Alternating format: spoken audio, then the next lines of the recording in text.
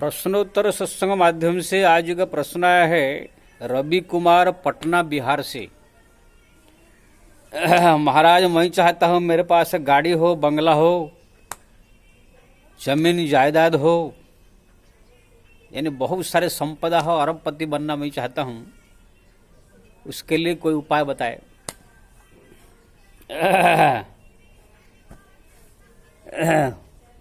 बहुत बढ़िया प्रश्न है। आप ये सारा संसार ही चाहता है। देखिए जी, अगर आप धन संपदा, गाड़ी बंगला, जमीन जायदाद ये सब चाहते हैं तो संसार में नियम है, जो चीज जो चाहता है उसी प्रकार की साधना कर्म करना पड़ता है। जैसे कोई डॉक्टर बनना चाहे तो उनको जो है मेडिकल कॉलेज में जाकर ज्वाइन होकर डॉक्टरी का कोर्स करना पड़ता है। राजनेता बनना चाहे तो राजनीति का कोर्स करना पड़ता है। आईएएस बनना चाहे तो उसका कोर्स। ऐसे ही धन संपदा से परिपूर्ण होना चाहे तो उसके लिए जो जो रास्ता है वो रास्ता को अपनाना पड़ेगा। धन संपत्ति ये सब प्राप्त करना हो, यानी ये जितने आपने कहा ये सब के मूल में जिसको धन कहा जाता है, रुपया, ये ज्यादा से ज्यादा आवे तो आपका ये सब काम पूरा हो जाएगा। तो इसके लिए मैं बहुत सारे उपाय बताता हूँ। कुछ आध्यात्मिक धार्मिक उपाय, कुछ भौतिक उपाय। सबसे पहले भौतिक उपाय बता देता हूँ। जैसे अगर आप धन प्राप्त करना चाहते हैं, साधारण धन, तो आप कोई मजदूरी कीजिए तो आपको प्रतिदिन 500,000 ऐसे कुछ मिलेगा, इससे आपका घर चलेगा। ये साधारण कमाई। कोई नौकरी किया तो महीना में 20-25,000 मिला, उससे थोड़ा ज्यादा आपकी हुआ, उससे भी आपका घर संसार चलेगा, उससे कुछ ज्यादा नहीं हो सकता है। लेकिन ज्यादा अगर धन आप प्राप्त करना चाहते हैं तो उसके लिए बिजनेस करना होगा। वाणिज्य बसती लक्ष्मी, शास्त्र कहता है जो वाणिज्य करता है, व्यवसाय करता है, उसी में धन लक्ष्मी निवास करती है। तो आपके पास अगर कुछ पूंजी है उसके लगाकर कोई अच्छा व्यवसाय कीजिए जो कि लोगों को जरूरत बहुत हो, तो आप उससे भी धन प्राप्त कर सकते हैं। ये संसार में जितने बड़े बड़े सब, चाहे अंबानी कहो, चाहे अडानी कहो, चाहे टाटा कहो, बिरला कहो, ये सब पहले पहले छोटे छोटे लोग थे, गरीब थे। यही बिजनेस करके ही धीरे धीरे धीरे सब बड़े बने। तो ये हुआ साधारण साधारण कमाई। और जो कुछ बुरी कमाई है, बुरी रास्ते पर चल करके, जैसे 2 नंबर का धंधा करना, उग्रवादी बनना, दूसरे को लूटपाट करना, चोरी करना, ये सब तो अन्याय अत्याचार शास्त्र में कहा गया है, पाप है। लेकिन कुछ लोग इसी के रास्ते पर भी चले जाते हैं। कुछ रास्ते ऐसे है जो कि भीख मांगना, बहुत सारे लोग भीख मांग मांग के अपना इकट्ठा करते रहते हैं। जैसे आजकल हमारे सब कथा प्रवचन करने वाले जितने सब टीवी चैनल में आने वाले जितने सब रामायण भागवत कथाकार, वो भी सब भीख मंगा जैसा ही भीख मांग रहे हैं। कथा प्रवचन रोक देंगे, बीच में ये लाओ ये लाओ ये लाओ, हमको ये दो, हमारा ये दो, हमारा बैंक अकाउंट ये है, इसमें डाल दो। यानी एक प्रकार बड़े बड़े भिखारी लोग हैं। तो इस प्रकार भीख फक मांगे तो भी मिल जाता है। लेकिन ये सब जो है अच्छा नहीं कहा गया है। बिजनेस, धंधा, अपना कर्म ये सब करना, उस पर ईमानदारी से कमाई करके अपना मेहनत से जो घर परिवार संसार चला जाता है उसको उत्तम माना गया। भगवान भी उसमें प्रसन्न होते हैं। दूसरे को लूटना, दूसरे को ठगना, दूसरे का जो है चोरी कर लेना, इसको बुरा कहा गया है। और भीख मांगना, ये दे दो, ये दे दो, मेरे को दे दो, तो ये भी एक प्रकार बुरा ही माना गया है। और जो कथा प्रवचन करने वाली जगह जगह पैसा मांग करते हैं, उसको भी हमारा शंकराचार्य आदि ने ये गाली दिया कि ये लोग धंधा बना करके भीख मंगे हो गए हैं, भागवत रामायण करके। और तुलसीदास जी ने जो भी लिखा, वेद ही बेच ही वेद, धर्म दुहिले ही, पिछन पर आयो पाप कही देही। कलियुग ऐसा आएगा, सब वेद पुराण को लोग जो है कथा प्रवचन करके पैसा कमाएंगे, बेचेंगे। तो ये हुआ एक कमाई, विभिन्न प्रकार की भौतिक कमाई। लेकिन एक होता है आध्यात्मिक रास्ता में जाकर धन कमाना। ऐसे ही बहुत हुए। जैसे ध्रुव है, उनके माता ने जो है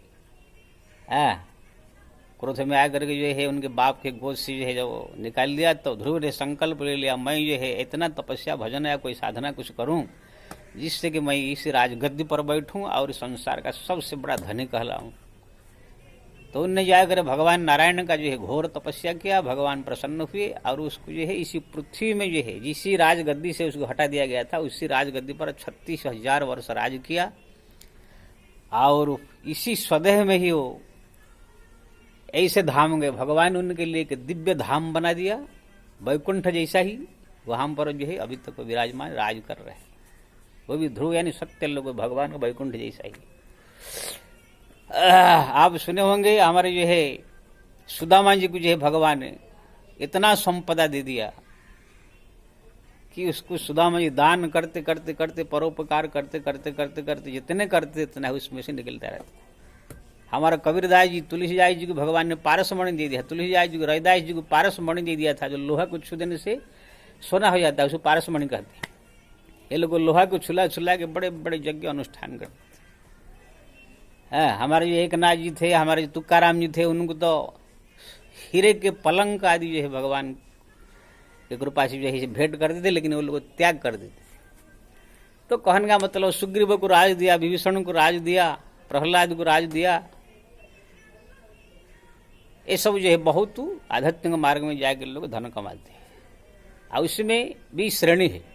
अगर आप भगवान शंकर को प्रसन्न करना चाहते हैं, वो अवडरदानी है, वो जल्दी जो है धन संपदा सब देते हैं। इसलिए राक्षस लोग जो है रावण आदि हिरण्यकशिपु आदि राक्षस लोग शंकर को ज्यादा प्रसन्न करते हैं जिससे कि धन मिले। रावण ने भी तपस्या करके जो है उनसे धन प्राप्त किया था, सोने की लंका, सोना चाहिए। माता दुर्गा को भी जो है तपस्या करके आप भजन करके साधना करके उनको प्रसन्न करके उनसे ही वरदान प्राप्त करके धन प्राप्त कर सकते हैं। जैसे हमारे जो काशी में दुर्गा कुंड है, उसका जो कहानी में आता है, सुदर्शन नाम के राजा थे जो माता दुर्गा का उपासना करके अपना राज्य प्राप्त किया, अयोध्या का राजा बने। गणपति जी जो है वो भी धन संपदा देने वाले हैं। और भगवान श्रीनारायण भी वो भी धन देने वाले। शक्राजित था द्वारिका का, उसको समंतक मणि दिए, वो समंतक मणि से 8 किलो सोना प्रतिदिन निकलता था। तो ये सब भी धन देने वाले। हनुमान जी ही अष्ट सिद्धि नवनिधि के दाता, उनको अगर प्रसन्न कर देंगे, कृपा कर देंगे तो वो भी धन संपदा से भर देंगे। अब भगवान नारायण जो लक्ष्मीपति, माता लक्ष्मी का भी अगर उपासना करे तो धन की देवी है, उनको अगर प्रसन्न कर देंगे तो फिर क्या से क्या कर देंगे। और लक्ष्मी के पति भगवान नारायण तो सारा संसार का मालिक है, उनको अगर कोई प्रसन्न कर दिया तो सब कुछ उनसे प्राप्त हो जाता है। धर्मार्थ काम मुख्यात्मा जो इच्छति पयोतात्मन, धर्म अर्थ काम मुख्य जो भी कोई व्यक्ति चाहता है, भागवत में लिखा है एकमेवम हरि चरणम सेवदात, हरि चरण का सेवा से सब प्राप्त हो जाता है।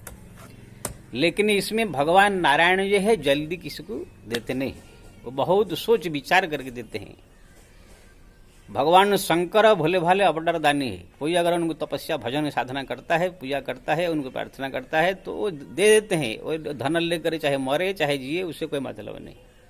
दुर्गा माता है, गणपति है, जितने से अन्य देवता है, जो भी तपस्या करता है, साधना करता है, जो मांगे उसको दे देते हैं। लेकिन वो सोचते नहीं कि वो आगे चल कर क्या होगा। इसलिए आप देखेंगे जो भी शंकर से संपदा लिया, ब्रह्मा जी से संपदा लिया, गणपति जी से, दुर्गा माता है, जो संपदा सब लेकर के राक्षस लोग तपस्या करके जो बड़े हुए हैं, भगवान नारायण आकर के सब काट करके मार करके सबका छीन लिया। लेकिन भगवान नारायण ये है जल्दी एक तो देते नहीं है, लेकिन जिसको देंगे फिर उसको कोई हिला नहीं सकता है। ये ध्रुव को दिया, ध्रुव सब दिन के लिए, प्रहलाद को दिया, प्रहलाद सब दिन के लिए, सुग्रीव को दिया, विभीषण को दिया राज्य लंका, वो भी सब दिन के लिए। जिसको भगवान एक बार देते हैं उसको कोई दुनिया का आदमी छीन नहीं सकता है। ब्रह्मा जी देखे कितने राक्षस को वरदान दिया, भगवान आकर सबका अवतार लेकर खत्म कर दिया। भगवान शंकर ने जो है बाणासुर को 1000 भुजा दिया था, भगवान कृष्ण ने सब काट दिया। सोने का लंका रावण को दिया था, भगवान ने छीन कर जो है विभीषण को दे दिया। लेकिन भगवान नारायण जिसको कोई चीज देते हैं तो कोई छीन नहीं सकता है। इसलिए भगवान नारायण जब देते हैं बहुत सोच समझ करके, जो बहुत भक्त होता है, बहुत प्रेमी होता है, बहुत ईमानदार होता है, बहुत ये है उन जगत कल्याणकारी भाव रखने वाला धार्मिक, ऐसे व्यक्ति को भगवान जी धन देते हैं। तो अगर आप धन संपत्ति प्राप्त करना चाहते हैं, आप किसी से प्राप्त करना चाहते हैं, आपकी रुचि है, इसमें भगवान शंकर थोड़ा जल्दी प्रसन्न होते हैं। माता दुर्गा ये माँ है, लक्ष्मी है, सरस्वती दुर्गा ये माताएं हैं, ये भी ममतामयी है, जल्दी प्रसन्न हो जाती है। गणपति जी है, ये भी जिसको आप प्रसन्न कर देंगे उनसे धन आप प्राप्त कर सकते। जैसे संसार में बहुत सारे सेठ है, किसी भी सेठ को आप प्रसन्न कर दीजिए, वो सेठ अगर खुश हो गया तो कुछ भी कर दे देगा। ऐसे ही ये देवता लोग है। लेकिन आप बोलेंगे फिर कैसे लोग प्रसन्न होंगे? सबको अलग अलग प्रसन्न करने का तरीका है। जैसे आप शंकर जी प्रसन्न करता है तो प्रतिदिन करना है तो प्रतिदिन उनको जल चढ़ाइए, प्रतिदिन उनको जो है प्रार्थना कीजिए, उनको स्तोत्र गाइए, उनके नाम जपिए। प्रतिदिन शंकर जी प्रसन्न होते हैं अगर उनके बेल पत्ता में धो करके चंदन में राम नाम लिख करके 108, 51, 1008 जितने आपके पास हो सकता है बेल पत्ता उनको अगर चढ़ावे, राम नाम लिख करके, शंकर जी बहुत प्रसन्न होते हैं। हनुमान जी महाराज को भी प्रसन्न करना हो तो आपको अगर हनुमान मंदिर है, नहीं तो अपने घर में हनुमान जी का मूर्ति रखिए, तुलसी का पत्ता बढ़िया धो करके उसमें राम नाम लिख करके चंदन में उसको 108, 21, 51 ऐसे आप चढ़ाइए जितना हो सके। देखेंगे हनुमान जी आपके गदगद हो जाएंगे। उनके सामने बैठ करके आप सीताराम सीताराम जपिए, हनुमान चालीसा 11 बार पाठ कीजिए, हनुमान जी का जो है ध्यान कीजिए, उनसे प्रार्थना कीजिए, हनुमान जी से प्रसन्न हो जाते हैं। दुर्गा माता का जो है कवच पाठ कीजिए, सप्तशती पाठ कीजिए, उनका स्तोत्र पाठ कीजिए, रात दिन प्रार्थना कीजिए। गणपति जी प्रसन्न करना है तो भी उनका प्रार्थना कीजिए। तो ये सब कोई भी देवता को आप चाहते हैं तो उनके सामने, जैसे कोई सेठ के सामने नौकर जाकर हाथ पर जोड़ के विनंती करके रो के प्रार्थना करता है, सेठ जी मेरा लड़की की ब्याह करना है, कुछ है नहीं, कृपा कर दो, कुछ मदद कर दो। तो सेठ जी जो है देखते हैं कि बहुत परेशान है तो पिघल जाते हैं। ऐसे ही आप भी ऐसे देवताओं के सामने अगर आप प्रार्थना करके रात दिन उनके पीछे पड़ जाएंगे, उनके नाम जप करेंगे, उनका स्मरण करेंगे, प्रार्थना करेंगे, उनके चिंतन करेंगे, उनके पीछे पड़ जाएंगे आप, तो वो लोग जो है कृपा कर दिए तो आपका काम बन जाएगा।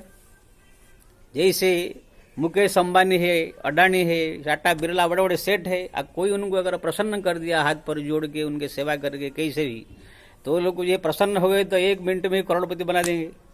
ऐसे ये देवी देवता लोग भी है, उनको प्रसन्न करना होगा। प्रसन्न करने के लिए उनके पीछे लग जाना होगा पूरा। ऐसे नहीं कि सुबह थोड़ा उनको याद कर दिया, शाम को थोड़ा याद कर दिया, हम करोड़पति हो जाए तो फिर दुनिया में सब लोग फेंक कर देंगे। उनके पीछे ऐसे पड़ जाने का जैसे कोई लड़की के पीछे कोई लड़का पड़ जाता है, कोई शराब के पीछे शराब पड़ जाता है, जुआ के पीछे जुआरी पड़ जाता है, भोजन के पीछे कोई भूखा आदमी पड़ जाता है। जैसे आप लड़का लड़की प्रेम करते हैं, कैसे लड़की मना करती है तो भी लड़का पीछे पीछा करता है, उसको बार बार टेलीफोन करता है, बार बार उसी दिन रात उसके बारे में सोचता है, उनसे बात करना चाहता है, उनसे मिलना चाहता है, एकदम पागल सा हो जाता है। ऐसे ही जो है भगवान के पीछे, कोई देवता के पीछे पागल जब हो जाएंगे तब वो देवी देवता प्रसन्न होकर आपको कुछ भी कर सकते हैं। तो ये सब जो है मैंने बताया, देवी देवताओं का प्रसन्न करके उनसे धन संपत्ति प्राप्त करना, आप भौतिक यानी अपना बिजनेस करके, अपना काम धंधा करके ईमानदारी से भी करना, चोरी करना, भीख मांगना, ये बहुत सारे सब रास्ता है। इसमें आपको जो पसंद आए करने का, लेकिन जो पसंद मतलब चोरी करना, डाका डालना, भीख मांगना, इसके लिए मैं ऑर्डर नहीं दे रहा हूँ। मैं आपको जो है सबसे पहले मेहनत, बिजनेस, अपना धंधा करके पैसा कमाइए, उसके बाद ये जो भगवान का अभी भजन कीर्तन साथ, पूजा पाठ साथ साथ में करके उनसे प्रार्थना कीजिए। हनुमान जी प्रसन्न कीजिए, है शंकर जी प्रसन्न करने की जो साधना बताया वो कीजिए। अगर वो लोग प्रसन्न हो गए तो आप कुछ भी संसार का महान आदमी बन सकते हैं। जय श्री राम।